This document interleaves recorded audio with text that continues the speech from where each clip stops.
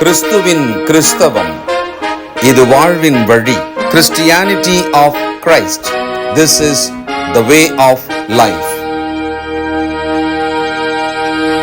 பரிசுத்த ஆண்டவர் இயேசு கிறிஸ்துவின் இனிய நாமத்திலே ஒருங்கிணைந்த சுவிசேஷ புத்தகங்களின் பார்வைக்கு அன்போடு கூட வரவேற்கிறேன். ஒரு இரவு என் வாழ்க்கையில் மறக்கவே முடியாது, அது மிகவும் வேதனையான இரவு அப்படின்னு உங்களுக்கு ஏதாவது இருக்கா? நமது ஆண்டவர் இயேசு கிறிஸ்துவுக்கு அப்படி ஒரு இரவு. வாசிப்போம். யோவான் 13ஆம் அதிகாரம் 2 முதல். சீமோன் குமாரனாகிய யூதாஸ்காரியோத்து அவரை காட்டிக் கொடுக்கும்படி பிசாசானவன் அவன் இருதயத்தை தூண்டின பின்பு அவர்கள் போஜனம் பண்ணி கொண்டிருக்கையில் தம்முடைய கையில் பிதா எல்லாவற்றையும் ஒப்பு கொடுத்தார் என்பதையும் தாம் தேவனிடத்திலிருந்து வந்ததையும் தேவனிடத்துக்கு போகிறதையும் இயேசு அறிந்து போஜனத்தை விட்டெழுந்து வஸ்திரங்களை கழற்றி வைத்து ஒரு சீலையை எடுத்து அறையிலே கட்டிக்கொண்டு பின்பு பாத்திரத்தில் தண்ணீர் வார்த்து சீஷருடைய கால்களை கழுவவும் தாம் கட்டிக்கொண்டிருந்த சீலையினால் துடைக்கவும் தொடங்கினார். இந்த சம்பவத்துக்கு முன்னால தங்களில் யார் பெரியவன் அப்படின்ற ஒரு சர்ச்சை, ஒரு பேச்சு அவர்களுக்குள்ள விவாதமாக இருந்தது. அவங்க ஐயாவுக்கு அப்புறமா யார், அதில் நாம் யார் தலைவராக இருப்பது, அதில் யார் பெரியவன் என்றெல்லாம் அவங்க பேசிக்கிட்டு இருந்திருப்பாங்க. இந்த சூழலுக்கு பிறகுதான் ஆண்டவர் இயேசு கிறிஸ்து பண்டிகை, அது பஸ்கா பண்டிகை காலம்தானே, அந்த பண்டிகையை ஆசரிக்கும் அந்த பஸ்காவை முடித்த பிறகு இந்த மாதிரி ஒரு விஷயத்தை அவர் செய்யணும்னு அவசியம் இல்லை. ஆனால் அவர் செய்தார். அவர் செய்ததினாலே இது என்னமோ இன்னைய வரைக்கும் நம்மளும் செய்யணும் அப்படின்றதுக்காக சிலர் புரிஞ்சுக்கிட்டு கிறிஸ்தவத்தில் ஒரு பிரிவினர் வருஷத்தில் ஒரு முறை இப்படி பாத்திரத்தில் தண்ணி கொண்டு போய் செலக்டிவாக கொஞ்சம் பேரை ஒரு சேரில் உட்கார வைத்து அவர்கள் பாதங்களை கழுவுவாங்க. அது ஒரு சடங்காக மாற்றிட்டாங்க. ஆனால் அதற்காக ஆண்டவர் இதை செய்யலை. சூழலை பார்த்தா தங்களில் யார் பெரியவன் என்ற சர்ச்சை அவர்களுக்குள் இருந்தபோது, அது வாக்குவாதமும் சண்டையாக கூட இருந்தபோது அவர்களுக்கு ஒன்றை உணர்த்துவதற்காக இங்கே ஆண்டவர் இதை செய்தார். அப்போது அந்த இடத்துல நல்லா கவனித்து பார்த்தா முதல்லையே ஒரு வசனம் வந்தது, யூதாஸ்காரியோத்து காட்டி கொடுக்கும்படியாக அவன் சாத்தானால் ஏவப்பட்டு பிடிக்கப்பட்டவனாக அங்கே இருந்தான். அப்படியானால் இந்த கால்களை வரிசையாக கழுவி கொண்டு வந்த பொழுது யூதாஸ்காரியோத்தினுடைய காலையும் அவர் கழுவினார் இல்லையா? லூக்கா 22:24.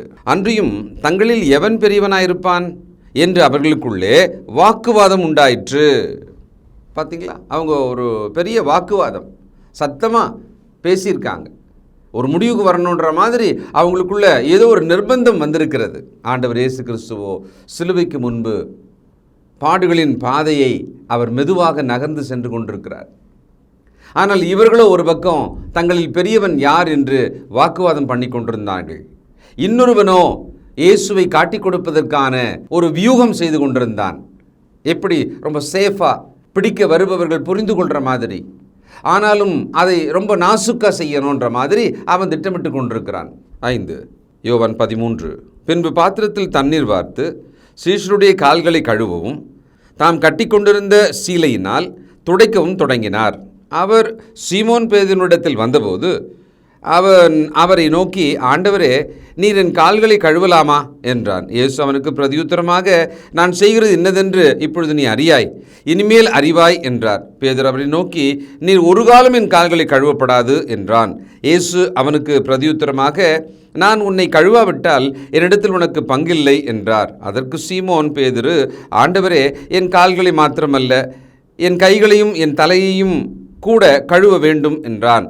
இயேசு அவனை நோக்கி, முழுகினவன் தன் கால்களை மாத்திரம் கழுவ வேண்டியதாயிருக்கும், மற்றபடி அவன் முழுவதும் சுத்தமாயிருக்கிறான். நீங்களும் சுத்தமாயிருக்கிறீர்கள், ஆகிலும் எல்லாரும் அல்ல என்றார். ஆக்சுவலாக பஸ்கா பண்டிகைக்கு முன்னாலே அவர்கள் குளித்து விட்டு தான் அந்த இடத்துல வருவாங்க போஜனம் பண்ணுவதற்காக. அதனால் ஆண்டவர் என்னன்றாரு, நீ முழுவதும் குளித்து விட்டு சுத்தமாக தான் இருக்கிற, கால்களை கழுவுதல் என்பது மாத்திரம் இருந்தால் போதும். பொதுவாகவே யூதர்கள் தங்கள் வீட்டுக்கு வருகிற விருந்தாளிகள் அவர்களை அழைக்கும் பொழுது அவர்கள் கால்களில் தண்ணீரை ஊற்றி அவர்கள் கால்களை கழுவிக்கொள்ள உதவி செய்வார்கள். அது ஒரு வழக்கம், ஒரு ட்ரெடிஷன் அவங்களுக்கு. இங்கே ஒரு வழக்கமான ஒரு விஷயத்தை தானே செஞ்சார், இதில் என்ன பெரிய விஷயம் அப்படின்னு நீங்கள் நினைக்க முடியாது, நாம் நினைக்க முடியாது. ஏன்னா ஆண்டவர் இயேசு கிறிஸ்து விசேஷமாக போஜனம் பண்ணி முடித்த பிறகு இதை செய்திருக்கிறார்.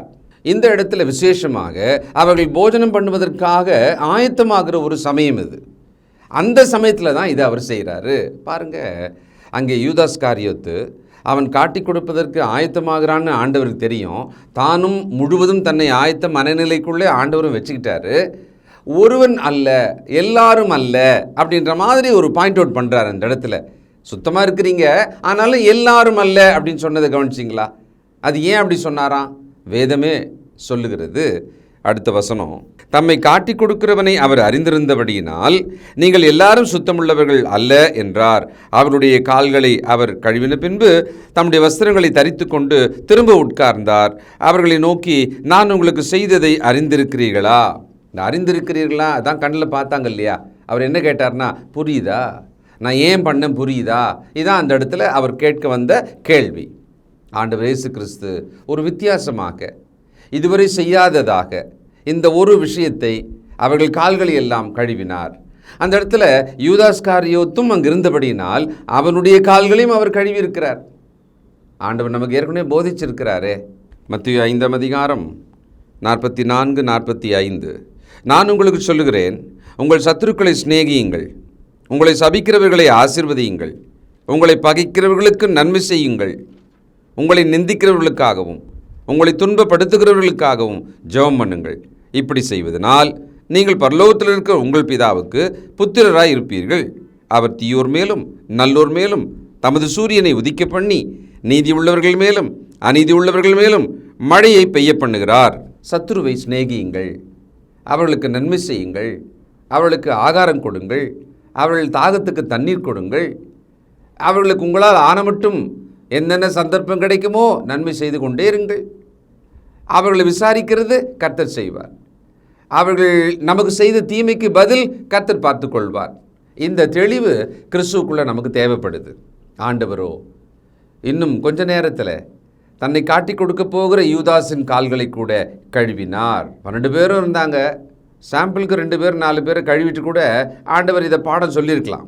ரோமர் 12ஆம் அதிகாரம் 20வது வசனம், அன்றியும் உன் சத்துரு பசியா இருந்தால் அவனுக்கு போஜனம் கொடு, அவன் தாகமாக இருந்தால் அவனுக்கு பானம் கொடு, நீ இப்படி செய்வதனால் அக்னி தழலை அவன் தலையின் மேல் குவிப்பாய். அப்போ நாம் இன்றைக்கு கிறிஸ்துவுக்குள்ள நமக்கு விரோதமாக இருப்பவர்களை நேசிக்கணும். அவர்கள் நமக்கு தீமை செய்திருந்தால் பதிலுக்கு தீமை செய்து பழிவாங்காமல் நன்மை செய்ய வேண்டும். இது புதிய உடன்படிக்கையின் சட்டம். நிறைய கிறிஸ்தவங்க இது ஞாபகம் வச்சுக்கிறது இல்லை. அவங்க ஒரு இயல்பாக ஸ்பான்டேனியஸாக நினச்சே பார்க்கல, அவன் அடித்தவொடனே என் கையும் அப்படியே அவன் அடிச்சிச்சு அப்படின்றாங்கல்ல, ஒரு அனிச்சை செயல் போல இன்றைக்கு பழி வாங்கி கொண்டிருக்கிறோம்.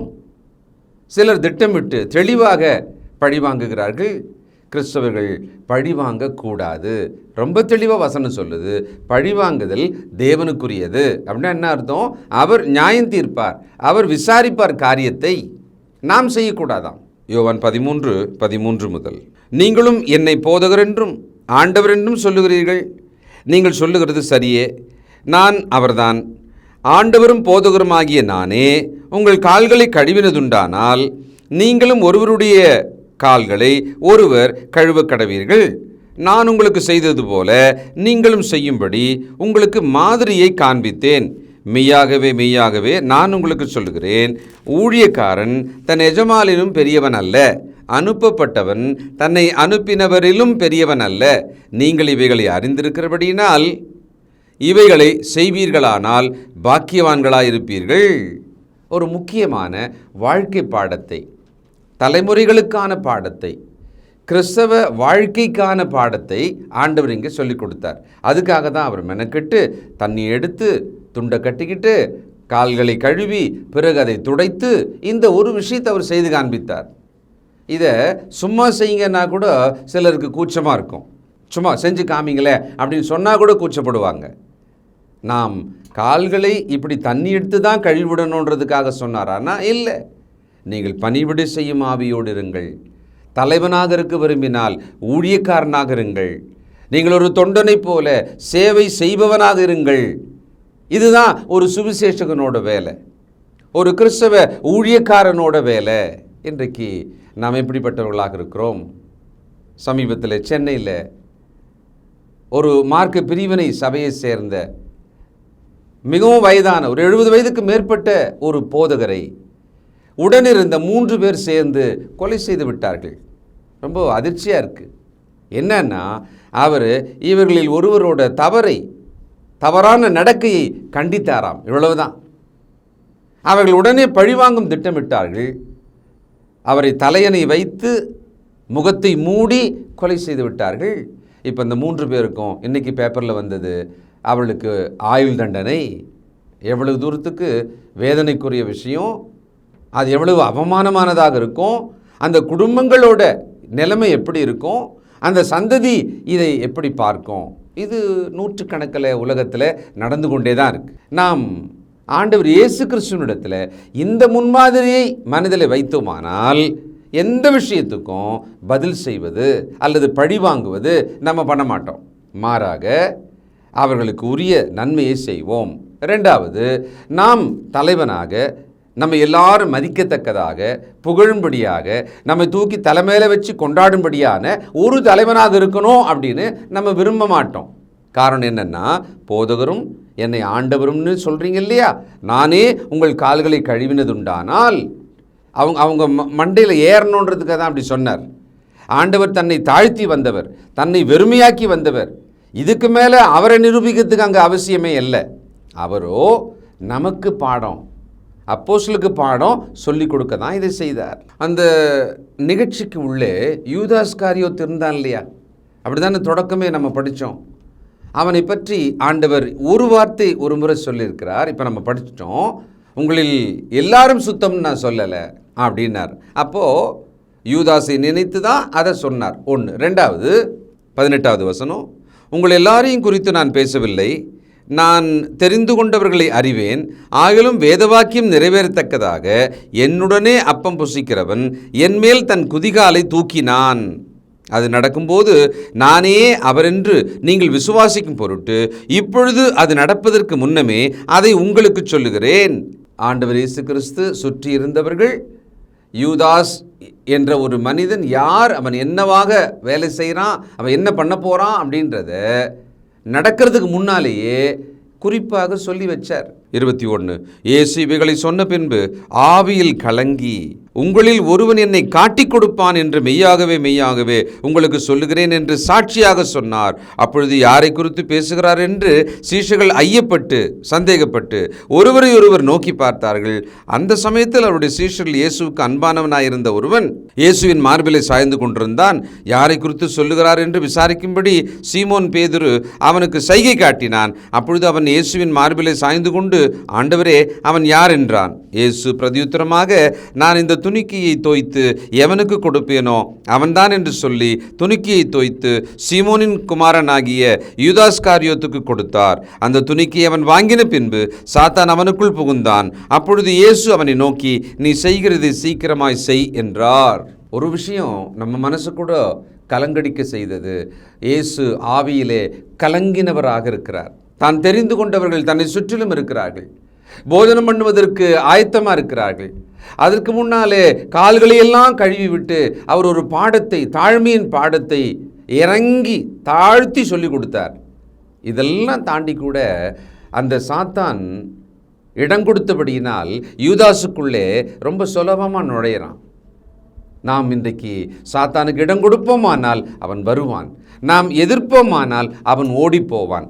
இவ்வளவுதான் இந்த வேலையே. இதை இன்றைய தலைமுறை புரிஞ்சுக்கணும், கிறிஸ்தவர்களாக நாம் புரிஞ்சுக்கணும். எதிர்த்தால் ஓடி விடுவான், இடம் கொடுத்தால் அவன் உள்ளே வந்து குடியிருந்து நம்மை நாசப்படுத்தி விடுவான். யூதாஸுக்கு அதான நடந்தது. 28, அவர் இப்படி அவனுடனே சொன்னதின் கருத்தை பந்தியிருந்தவர்களில் ஒருவனும் அறியவில்லை. என்ன தெரியுங்களா, பணப்பையை வச்சிருக்கிற ஆளுன்றதுனால ஐயா ஏதோ வேலை சொல்லியிருப்பார் போல, எப்போ போய் செஞ்சுருப்பான் அந்த வேலையை அப்படின்னு சொல்லி அனுப்புகிறாருன்னு அவங்க நினச்சாங்க. ஏன்னா அப்போஸ்தலர்களுக்கு ரொம்ப தெளிவாக சொன்னால் கூட ஆண்டவர் சொல்கிறத அதிகபட்சம் அவங்க விளங்கிக்கவே மாட்டாங்க. அவங்களுக்கு பல முறை சொல்லி தான் புரிய வைக்கணும். அப்படிப்பட்டவர்கள் அவர்கள். அதனால தான் ஆண்டவர் சொல்கிறார் கடைசியில், இவ்வளவு தூரத்துக்கு உங்ககிட்ட நான் பேசிட்டேன், இருந்துட்டேன், எல்லாத்தையும் பார்த்துட்டீங்க, இன்னும் உங்களுக்குள் விசுவாசம் இல்லையான்றார். கடைசியாக இன்றைக்கி நாம் எப்படி இருக்கிறோம்? எவ்வளோ காலம் கர்த்தருடைய வார்த்தையை கேட்டுக்கொண்டிருக்கிறோம்? எவ்வளோ காலம் சபைக்கு போய் கொண்டிருக்கிறோம்? எவ்வளவு வருஷ அங்கத்தினர் என்று நாம் சீனியாரிட்டி சொல்லுகிறோம் நம்மளை பற்றி. ஆனால் நம்முடைய ஆவிக்குரிய அறிவு எப்படி இருக்கிறது? பகுத்தறிவு எப்படி இருக்கிறது? தெளிவு எப்படி இருக்கிறது? சபையிலே நம்முடைய நடைமுறைகள் எப்படி இருக்கிறது? யோசிக்கணும். நம்ம ஆண்டவர் இயேசு கிறிஸ்துவுக்கு அந்த ராபோஜனத்தின் இரவு மிகவும் கலக்கமும் வேதனை நிறைந்ததாக இருக்கும் இல்லையா? இதோடு முடியல. தொடர்ந்து நாம் சிந்திப்போம். இரக்கமுள்ள பிதாவே, பரிசுத்தரே, ஆண்டவர் இயேசு கிறிஸ்து மனிதனாக தன்னை தாழ்த்தி வந்ததே மகா பெரிய கிருபை. அதிலும் வாழும் பொழுது அவரை சிறுமைப்படுத்தின போது, ஈனப்படுத்தின பொழுதும் தாங்கிக் கொண்டது ஒரு பெரிய கிருபை. ஏதோ இப்பொழுதோ ஆவியிலே கலங்கினவராக, தான் வளர்த்த ஒருவன் தனக்கு எதிரே கால் தூக்கினான் என்றும், அவன் காட்டிக் கொடுக்க போகிறான் என்றும், போ நீ விரைவாக அதை செய் என்றும் சொன்னதை நாங்கள் பார்க்கிறோம். நல்ல தகப்பனே, எங்களுக்கு கூட துரோகங்கள் எதிராக இழைக்கப்படும் பொழுது கலங்குகிறோம், உடைந்து போகிறோம். ஆனாலும் ஆண்டவர் இயேசுவை நினைத்து நாங்கள் எங்களை தேற்றிக்கொண்டு நீர் விசாரிப்பீர் என்று உம்மிடத்திலே காரியங்களை ஒப்புக் கொடுக்கிறோம். தொடர்ந்து எங்களை காத்துக்கொள்ளும். தெளிந்த மனதோடு ஆண்டவர் சொன்ன வார்த்தையின்படி நடக்க எங்களுக்கு உதவி செய்யும். இயேசு கிறிஸ்துவின் நல்ல நாமத்தில் நன்றியோடு ஜெபிக்கிறோம் பிதாவே, ஆமென்.